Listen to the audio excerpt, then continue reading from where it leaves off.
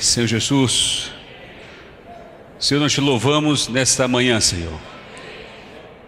O Senhor tem a liberdade de falar conosco. Obrigado pela presença dos irmãos das igrejas, dos irmãos que vieram de longe, os irmãos que estão aqui na nossa, no DF.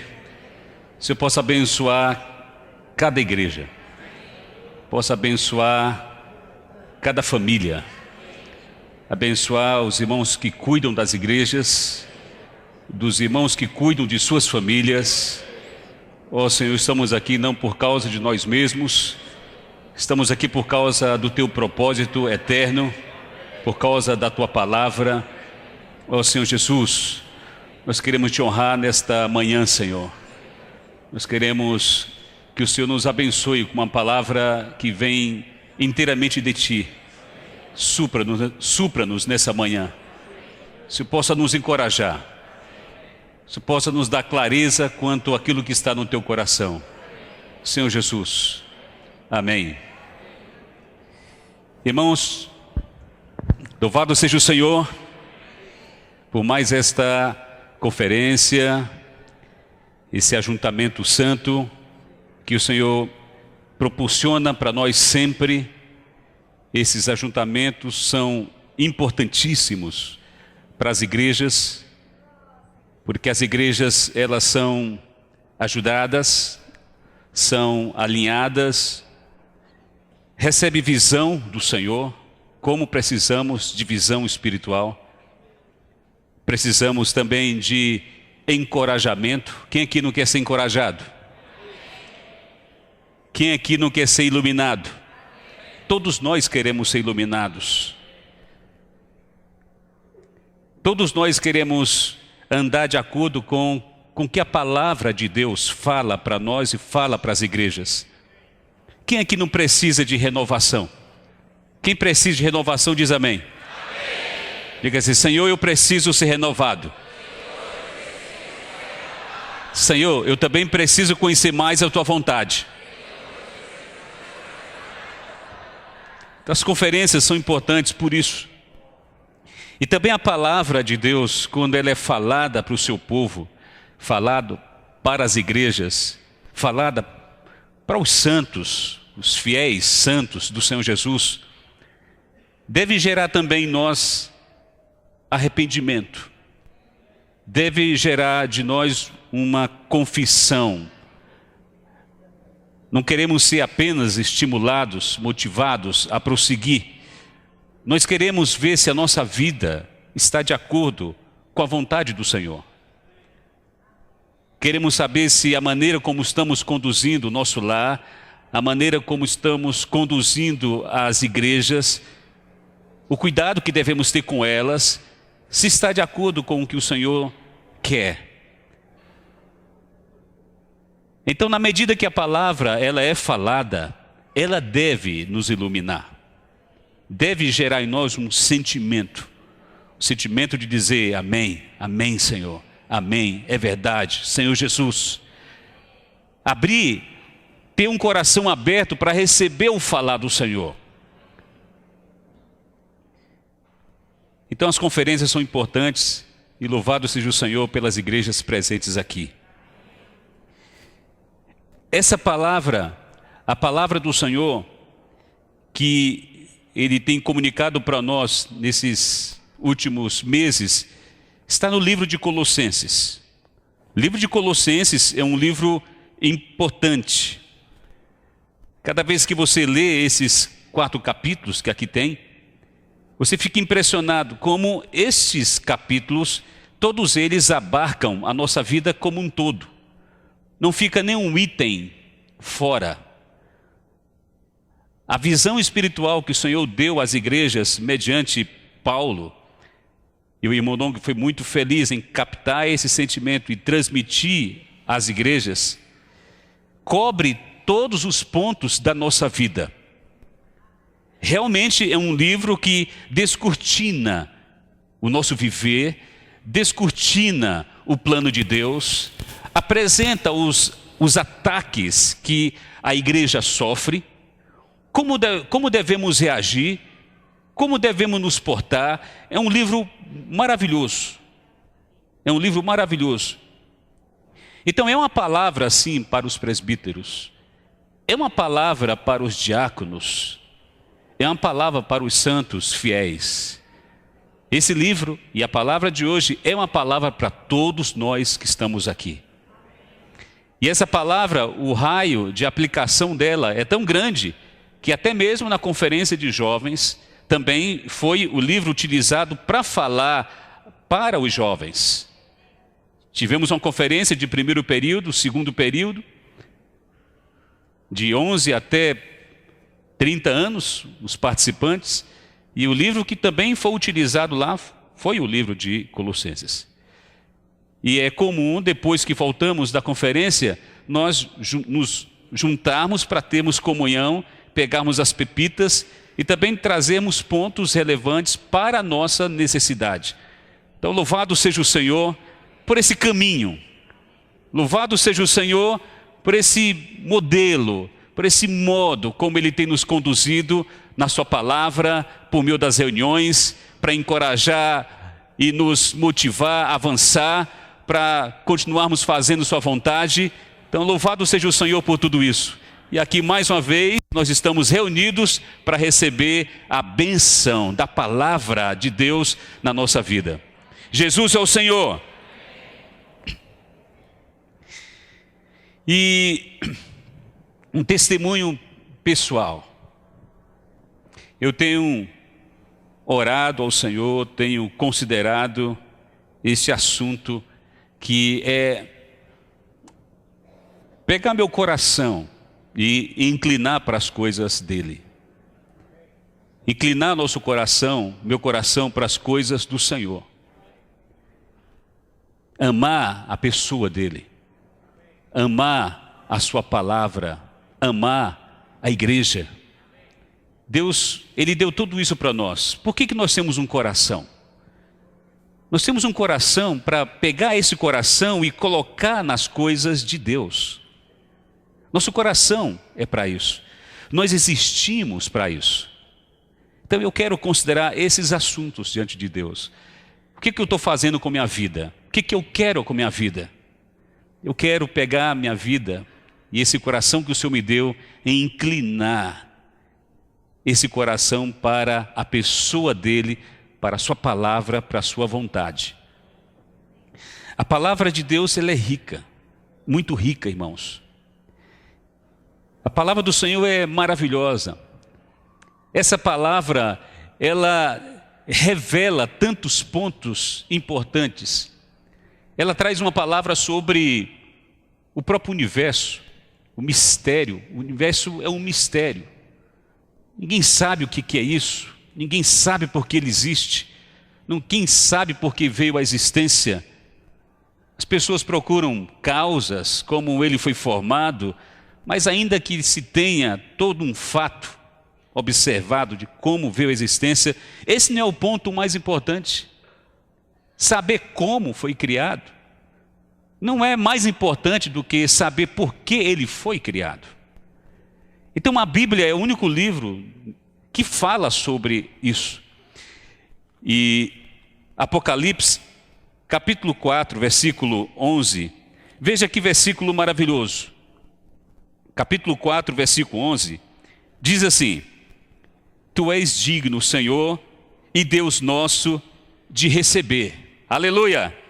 Tu és digno, Senhor e Deus nosso, de receber a glória, a honra e o poder, porque todas as coisas tu criaste. Irmãos, todas as coisas o Senhor criou.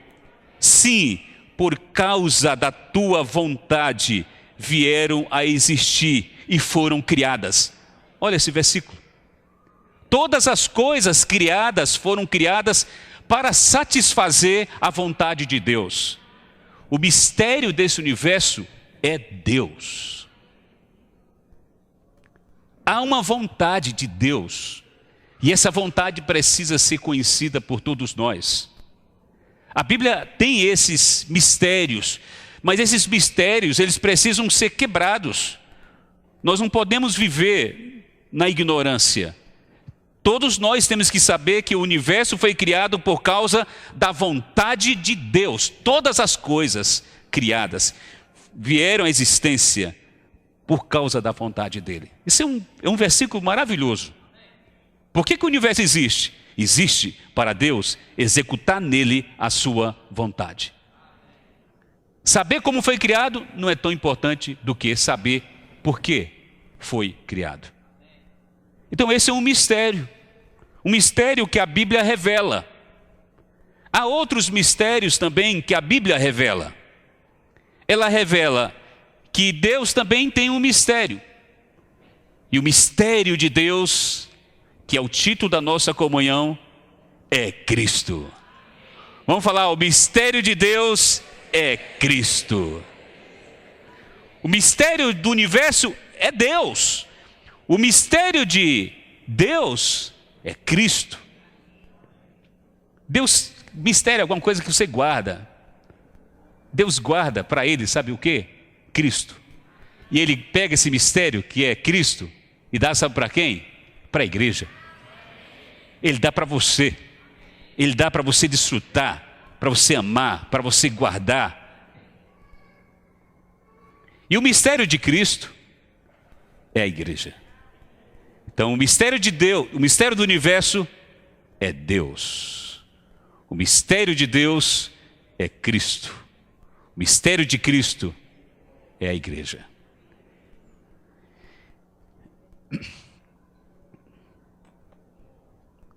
Então eu quero amar a palavra, porque a palavra revela tudo isso. Fala sobre o homem, fala por que você existe, fala da igreja, a igreja maravilhosa. Estamos na igreja, aleluia! E o Senhor está edificando a igreja hoje. A igreja é um lar, é um ambiente, essa comunidade tão maravilhosa, tão distinta nesse mundo. É a única coisa em que Deus põe os olhos nesse mundo, Ele se agrada. É a igreja. Ele ama a igreja. Ele ama os membros da igreja. Ele ama você. Você é especial. A igreja é especial. Ele ama porque Ele foi quem trabalhou, se deu por ela. E hoje está edificando a igreja. Então a Bíblia também fala sobre isso. Fala sobre o mundo. O mundo acompanha a igreja em todos os períodos da história. A igreja nunca andou sozinha na história. Paralelamente você tem um mundo. E esse mundo ele faz duas coisas basicamente. Com respeito aos jovens, o mundo ele se mostra muito maravilhoso. E chega até a hipnotizar muitos jovens. Chega até a encher os olhos dos jovens. E muitos, por causa dessa figura, desse aspecto bonito que o mundo tem, muitos se perdem. Então o mundo ele trabalha na igreja para que uma parte dela seja afetada. Os jovens precisam ser guardados. Por isso que 2 conferências acontecem todo o ano, para que os jovens possam receber a palavra, receber o que o Senhor quer e praticar a palavra do Senhor. Com respeito aos adultos da igreja, o mundo também tem os seus golpes, tem sua maneira de atuar. Ele põe trabalho, põe preocupações, põe ansiedade, de maneira que esse coração que foi criado para o Senhor, ele pouco a pouco se afasta. E por isso que nós precisamos da palavra do Senhor para sermos iluminados. Nós adultos precisamos pegar o nosso coração e incliná-lo para o Senhor. Trabalhar é importante, mas nós não podemos deixar que esse trabalho encha o nosso coração de preocupações, de ansiedade, de maneira, irmãos, que a gente não consiga ver mais o nosso papel. O nosso papel é edificar a igreja. Nosso papel é amar o Senhor. Então o mundo, ele apresenta e tem esse tipo de trabalho. Então quando nós lemos a Bíblia, tudo isso é revelado para nós. A regra da nossa fé é a palavra de Deus. E também fala sobre o reino. Esse mundo todo, irmãos, que nós estamos vendo, esse mundo todo está numa crise profunda. Os governos, as economias, não tem nada que tenha consistência. Tudo está passando. O mundo está passando. E há um povo nesse mundo que precisa saber disso. E ao invés de olhar para esse mundo, ou tentar consertar esse mundo, ou orar por ele, nós devemos orar ao Senhor para que seu reino possa ser estabelecido nessa terra. Os cristãos têm uma visão diferente. A maneira como ele olha para o mundo, a maneira como ele olha para os governos, como ele olha para a terra, é diferente. Enquanto há pessoas que ainda apostam que esse mundo possa melhorar, fazem passeata, fazem manifestações, ficam preocupados, querem contribuir de alguma maneira. Não é que nós somos apáticos, alienados, nós somos realistas. Um cristão é alguém que sabe que esse mundo, ele vai passar, e o que o Senhor quer, com desespero, é estabelecer o seu reino aqui nessa terra. Quando você pensar em dobrar seus joelhos, não ore pelo mundo. Ore pelo reino de Deus. Até esse ponto é importante, no que diz respeito como a igreja deve se portar nesse mundo. Mas também a Bíblia não para aí, falando de que a próxima era é o reino e nós estamos indo nessa direção. Quem está indo na direção do reino, levanta a mão e diz amém.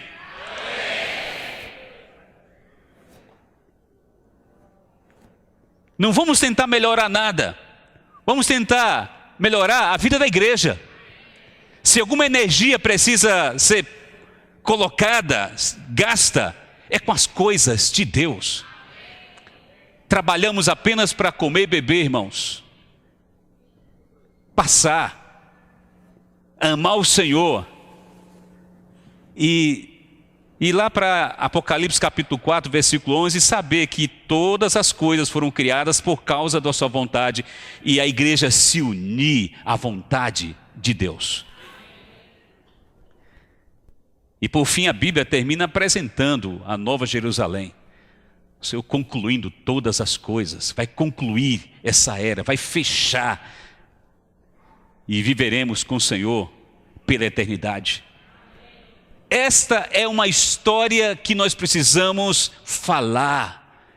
Esta é uma visão que nós precisamos ser renovados com respeito a ela o tempo todo. Assim os nossos jovens não serão embriagados pela beleza que tem o mundo. Tampouco os adultos acharão que no mundo estão aqui para trabalhar, dar seu melhor, colocar sua energia. Claro que tem o aspecto do trabalho, mas sua energia deve ser canalizada especialmente para o Senhor. Trabalhamos durante a semana, mas no final de semana, embora cansados, devemos participar das reuniões, amar o Senhor, agradecer o Senhor na reunião. Senhor, eu te louvo, eu sei porque eu estou aqui, eu sei porque eu existo, eu sei porque esse mundo existe, eu sei que o Senhor está edificando a igreja, existe um ataque e eu estou de olho nesse ataque que o inimigo está promovendo. Eu quero ficar de pé, eu quero ser renovado, eu quero me arrepender diariamente. Olha que coisa! Isso faz você uma pessoa muito distinta, muito diferente. E no final você se torna muito útil para Deus. Você é uma pessoa especial. Então eu quero pegar meu coração e inclinar para essas coisas. Vamos entrar no livro de Colossenses agora? Fizemos só uma introdução. Foi só para introduzir. Isso aqui foi só um aperitivo. Nós temos que saber porque o Senhor nos levou para esse livro chamado Colossenses.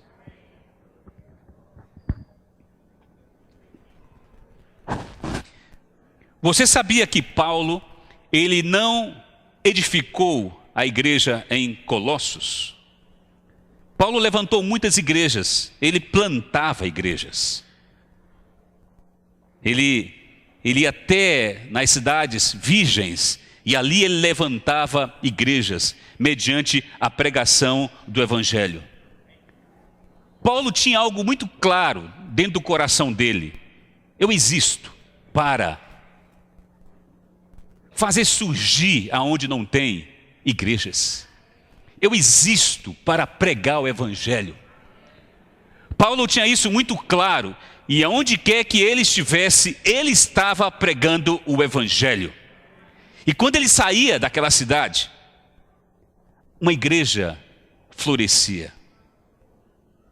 Veja que impacto tinha a vida do apóstolo Paulo por onde ele passava.